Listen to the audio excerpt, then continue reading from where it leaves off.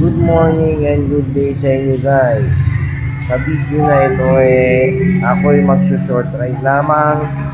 Iikot mula dito sa Erona at iikot din sa Paniki pabalik dito. Bale, mamayang gabi pa ang pasok ko kaya mahaba pa ang oras ko. Pero siyempre, limitado ang oras ko sa paglulong ride. Ako'y magsushort ride lamang at magpapapawis. At nandito ko sa Erona Town Plaza.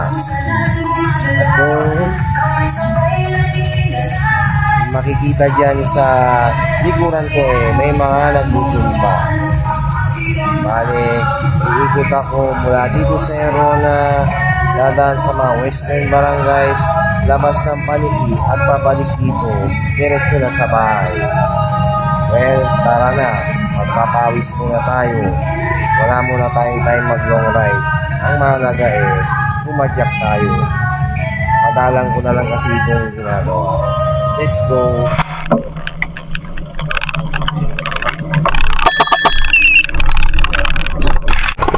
Dahil sobrang maaga pa, nagkaroon pa ako ng time para mag short ride lang. At syempre exercise na rin. Dati ko naman na ito ginagawa. Kaya naisipan ko ring i-vlog at gawa ng content dahil dito rin naman ako nagsimula. Ayaw ko rin namang maging mapagmataas ang dating. Syempre, lilingon din tayo kung saan tayo nagsimula. Yun nga lang kasi, napaka-basic na lang ng mga ganitong ruta.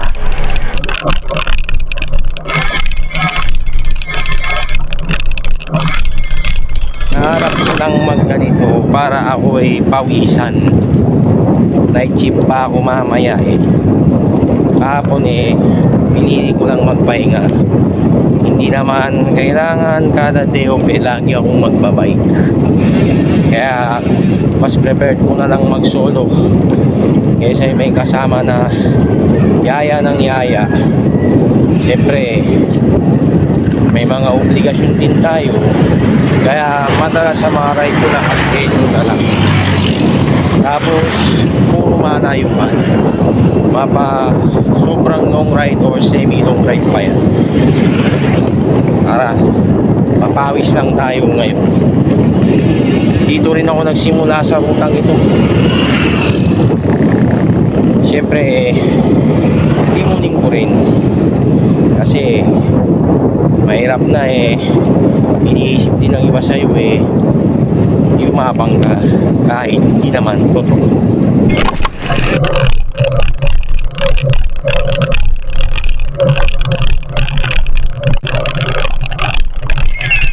Ang rutang gagawin ko ay Erona Tarlac to Paniki Tarlac via Western Barangays. Nagsimula ako sa town proper ng Erona Tarlac, tapos dadaanan ko ang bawat barangay, tapos dadaan sa mga western parts ng barangay ng Erona, pati na rin sa Paniki, tapos lalabas ng bayan ng Paniki, pabalik sa bayan ng Erona Tarlac. O diba, a very short ride lang. Pang-exercise lang talaga yung mga ganong ruta. Kaso nga ako nakukulangan ako sa mga ganon. Tipong ang pagbibisikleta ko hawig na rin sa ginagawa ng mga motorcycle riders. Pero syempre, karamihan naman na sa panahon ngayon ng mga siklista puro ganun na ang ginagawa. Dahil nakakasawa talaga yung paulit-ulit na lang ang mga ruta mo. Wala na kasing thrill yun. Tsaka syempre, nakasanayan mo na. Bale, lagi ka nang naghanap ng thrill at mas magiging memorable pa na ruta na pwede mong baunin kapag ikaw ay kumupas na at magre-retiro ka na sa cycling. Pero syempre, hanggang malakas ka pa, tuloy lang sa pagpadyak.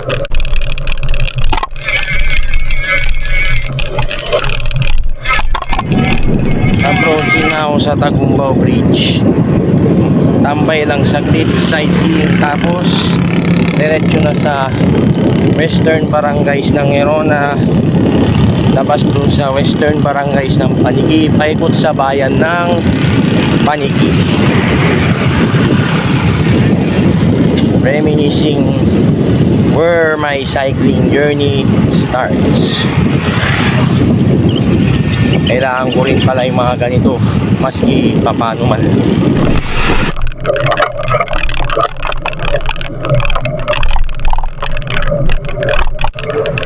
Kasalukuyang nandito na ako sa Dagumbao Bridge, ang pinakamabang tulay sa buong Tarlac Province. Bale, nung araw lagi ko itong pinag-e-ensayuan nung ako'y takot pang mag long ride at hindi pa ganun kalawak ang kaalaman ko sa cycling. Ang alam ko lang noon pumadyak lang ng pumadyak.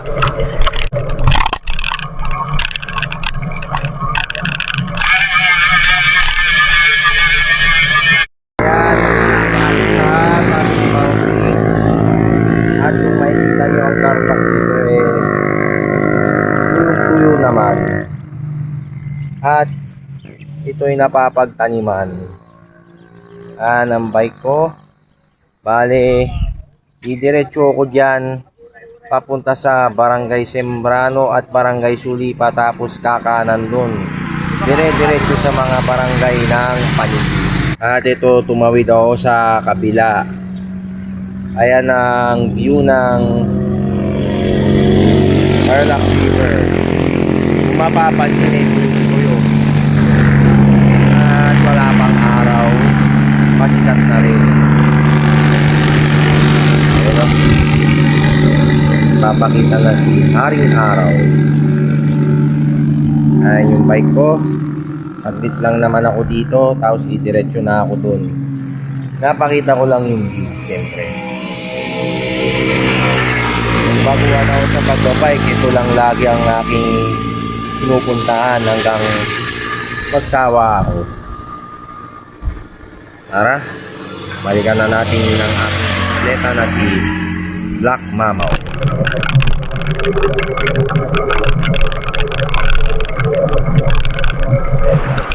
At pagkatapos kong tumambay dito sa tulay na ito, hindi na ako nagpaligoy-ligoy at nagpatuloy na akong muli sa pagpadyak para hindi sayang ang oras.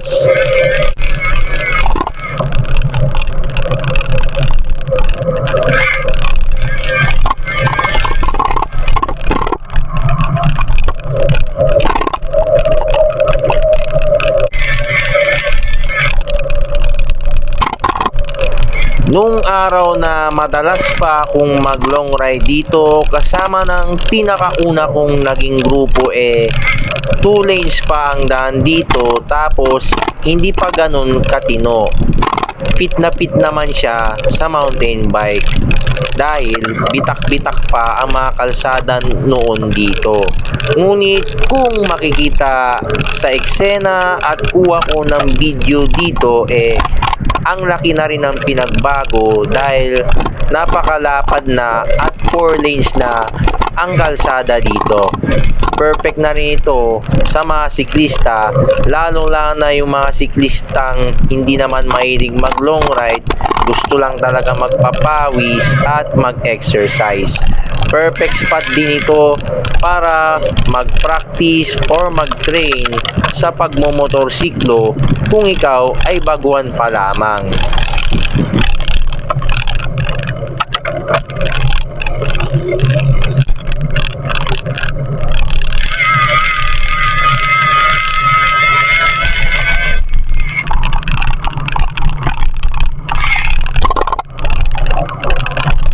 Bago ko umikot papunta sa Paniki Tarlac naisipan ko lang ding dumaan muna sa La Sagrada Familia Parish dito sa Barangay Sulipa, Herona, Tarlac.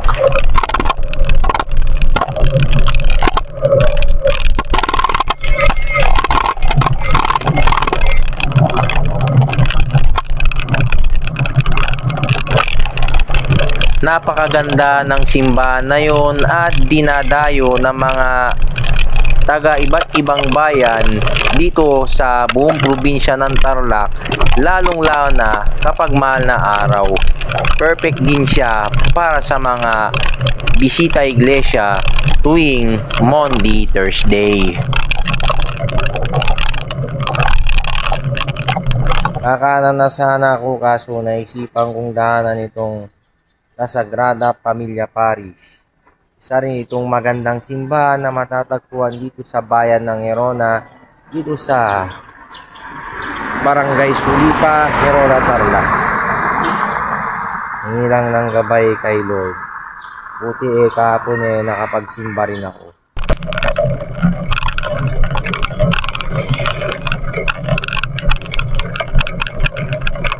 At pagkatapos kong mag-selfie o mag-picture sa La Sagrada Familia Parish ay nagpatuloy na akong muli sa pagpadyak at paahon ako dito sa Barangay Sulipa, Gerona, Tarlac dahil ang barangay na ito ay situated sa isang mataas na burol.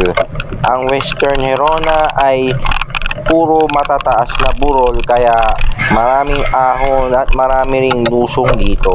Kaya perfect spot ito kapag ikaw ay newbie sa pagbibisikleta na nagpa-practice pa sa mga ahonan at lusog. Pati na rin sa motorsiklo kung ikaw ay baguhan, recommended ang mga daanan dito para masanay ka munang magmotor bago ka sumabak sa mga highways.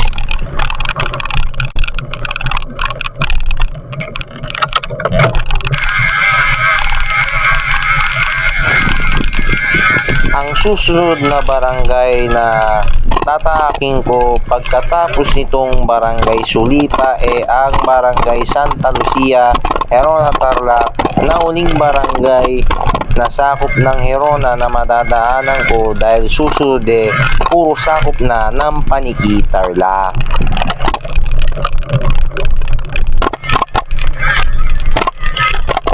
Lagpas na ako ng Barangay Sulipa, Gerona, Tarlac.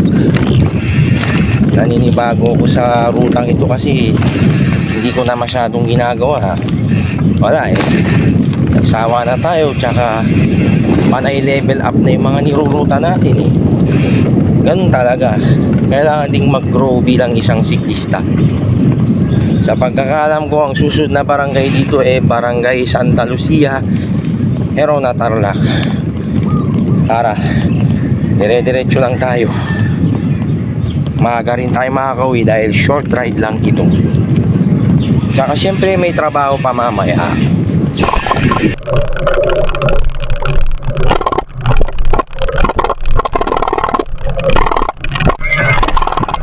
Sa tagal ko nang hindi pumapadyak dito kitang-kita ko rin na ang dami na rin palang nagbago. Kahit papano umunlad naman ang mga barangay dito, sa aking palagay lang.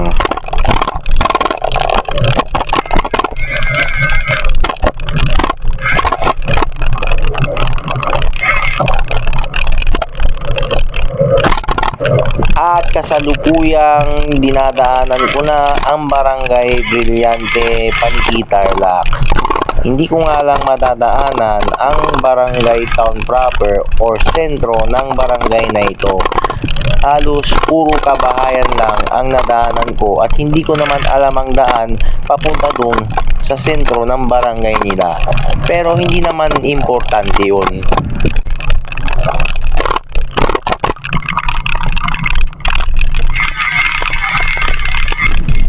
Bago lang din yung arko ng Brillante Ang nakakatapon lang dito pag solo mo dahil barrio ito, kalaban mo yung mga aso. Kaya hindi recommended na dumaan ka rito ng gabi o madaling araw nang nakabisikleta ka lamang. Pang exercise lang talaga ang rutang ito.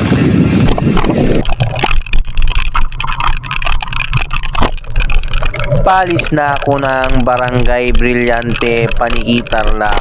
Ngunit madadaanan ko ang bungad ng Barangay San Juan de Milla, Paniki Tarlac, pero hindi naman dyan ang pupuntahan ko. Didiretso ko sa mismong town proper ng Paniki Tarlac at lalabas ako sa pagitan ng Barangay Rangayan at Barangay Balawang, Paniki Tarlac. Ngunit muntik na akong maligaw since matagal na rin akong hindi nagbabike dito.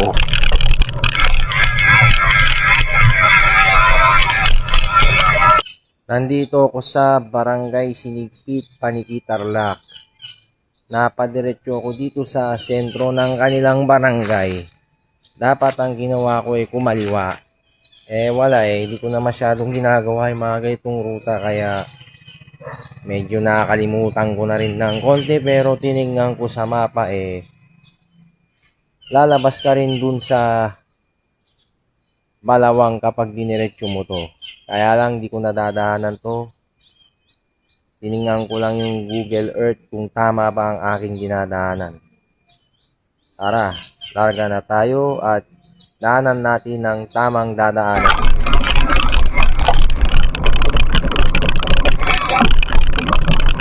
At nagpatuloy na akong muli sa aking pagpadyak.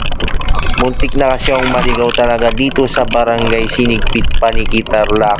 Nakalimutan ko na kakanan pala para makalabas dun sa may dike sa Barangay Rangayan, Paniki Tarlac, at kakanan sa mahabang tulay dun na para sa akin counterpart siya ng Tagumbao Bridge sa Barangay Tagumbao, Herona Tarlac. Ang kaibahan nga lang magkabilaan siya, pero masarap din siyang tambayan. Medyo worried ako sa nangyayari sa camera ko dito dahil nawawalan ng balanse tuwing dadaan ako sa mga lubak-lubak. Obvious naman na makikita sa mga eksena, kaya nagpalit din ako ng holder ng camera ko.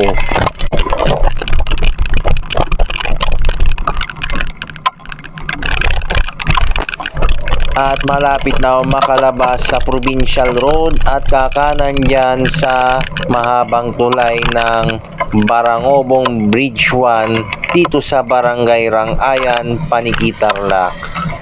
Bali, tatambay muna ako dito at magsiselfie rin. Dati single bridge lang ito, ngayon double bridge na siya. Maganda rin naman ang kinalabasan at malaking tulong din sa mga motorista.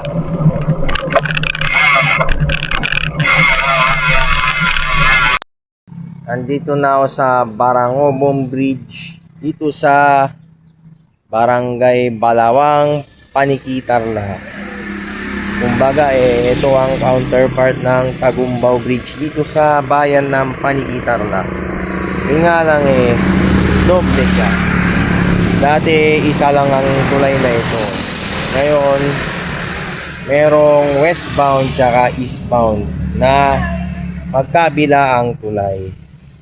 At nandito ang bike ko. Kaya dito ako nag-a-angle dahil sa against the light. Hindi ako makapag-selfie ng maayos dahil sa araw. Okay, picture lang dito. Tapos ganito na ako sa bayan ng Paniki Tarlac.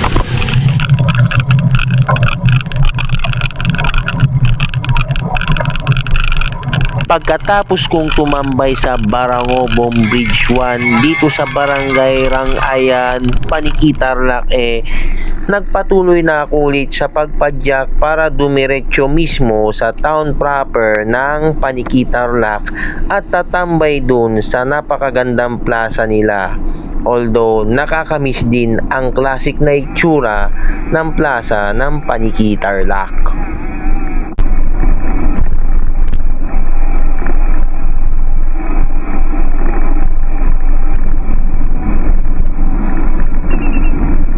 Bale, may dalawang barangay pa akong lalagpasin bago makarating sa town proper ng Paniki Tarlac. At bago pala ako dumiretso doon sa plaza, dumiretso muna ako sa palengke.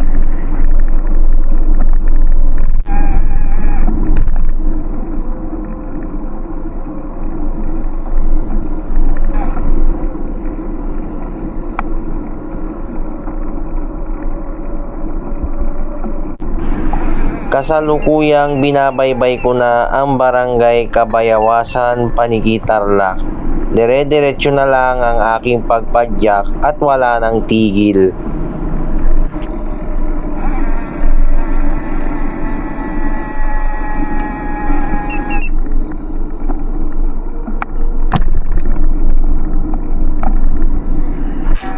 Malapit na akong makarating sa Paniki New Public Market at nandito na ako sa barangay Salumagi, Paniki, Tarlac. Dati kasi ang tunay na palengke ng Paniki, Tarlac ay nasa tapat lang ng plaza. Ngunit nasunog kasi ito kaya nilipat dito malapit sa barangay Salumagi, Paniki, Tarlac. Maganda rin naman ang kinalabasan at itsura ng bagong palengke dito sa Paniki, Tarlac. Pero iba pa rin talaga mga classic na itsura kahit din dati sa bayan ng Herona, Tarlac. Nakakamiss ding tingnan ang dating itsura ng magkapitbahay na bayan na ito. At nandito na ako sa Paniki New Public Market.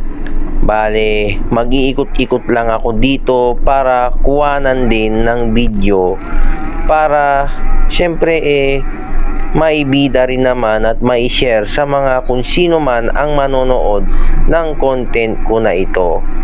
Dahil ito naman din kasi talaga ang goal ko sa pagbabike, yung na-exercise ka na, lumalakwatsa ka pa. Pero huwag kalilimutan na mahalaga sa health ang sport na ito. Malaking bagay din ito dahil ito ay form of exercise din bukod sa gumagala ka na, at nakakatulong din ito magpaganda ng iyong mental health. Mababawasan ng depression at anxiety dahil nakakapaglabas ka ng dopamine.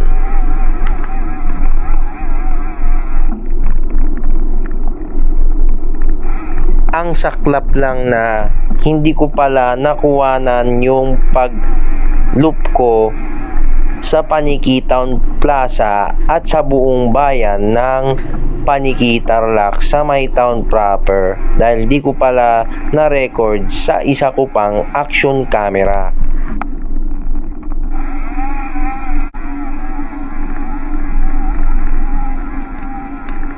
Kaya nandito ako sa Paniki Public Market. Ay, busy ang mga tao dahil maraming papawid na eskwelahan. Ako mamayang gabi pa ang aking pasok dahil naisip ako ngayon. Mahaba lang ang oras kapag birthday syempre. Ayan, tumatagaknak na ang aking mga pawid. Nakakatisip pala kapag ganito ang uta mo. Kaya lang, nakakaumay rin pag lagi mo nang ginagawa. Dito ako sa plaza ng Paniki. Na content ko na rin ito. Siyempre, napakaganda rin. Pero nakakamiss din yung classic na itsura nito lalo na nung nag-college ako dito. Napaganda ko ang aking umaga. Sana mamayang gabi sa aking pagpasok sa trabaho ay nakapunta. Ang talagang limitado ang oras kong mag-long ride, kailangan ko pa rin gawin ng mga ganitong bagay. Picture lang. Tapos uwi na ako. Direct na sa bahay yan. Yung bike ko. Sa bahay na rin ako kakain ng almusal.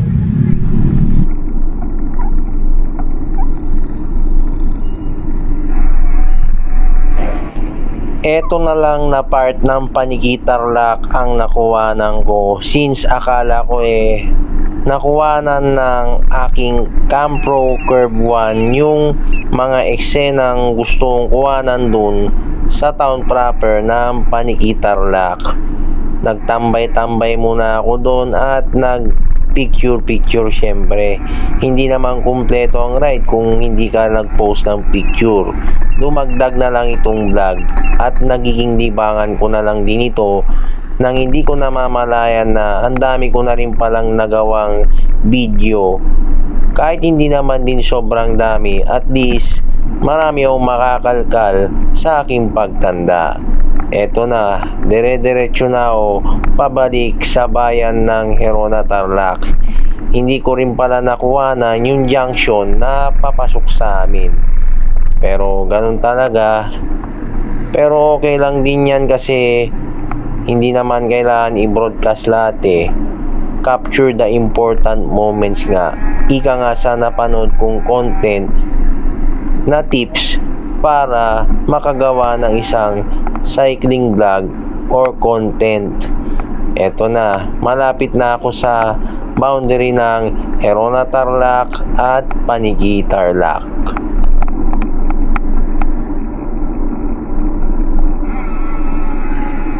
Yan, malapit na ako sa aming bahay. Okay naman, nakapag-exercise naman din, kahit ganito lang. At madalang ko lang ginagawa nga lang. Well, dito ko natatapusin ang aking video. Salamat sa pagsama nyo sa akin kahit sa ganitong klaseng talam. Ride safe sa ating lahat and God bless us all.